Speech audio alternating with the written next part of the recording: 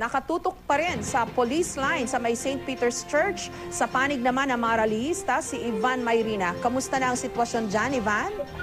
Jessica, sa mga sandali ito, nagpapatuloy ang mainit na pananalumpati ng mga militante sa kanilang entablado.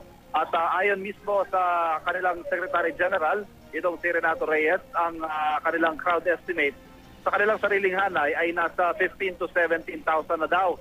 Lumaki yan, Jessica, mula sa nakita natin kanina at ayon nga kay Ginoong Reyes, ay definitely mas malaki raw ang kanilang contingent ngayong taon kumpara nung nakarang taon nung umabot daw ng 12,000. Tulad ng nagaganap kanina, Jessica, hindi pa rin nagbabago. Very festive ang kanilang mood dito.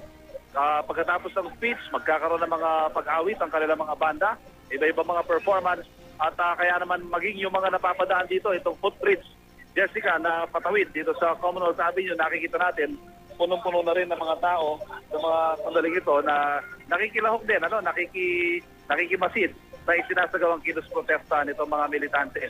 Ang inaasahan natin ngayon, Jessica, patuloy pang iinit ang kanilang protesta. Itong effigy ng Hold Dapper King na kanilang tinatawag ay kanilang susunugin maya-maya lamang. At syempre, ang kanilang mga magiging reaksyon kapag nagtalumpati na ang Pangulong Noynoy Aquino sa kanyang State of the Nation address sa harap ng joint session ng Kongreso. At yan, Jessica, ang latest mula dito sa Commonwealth Avenue. Balik muna sa iyo. Maraming salamat sa iyo, Ivan Mayrina.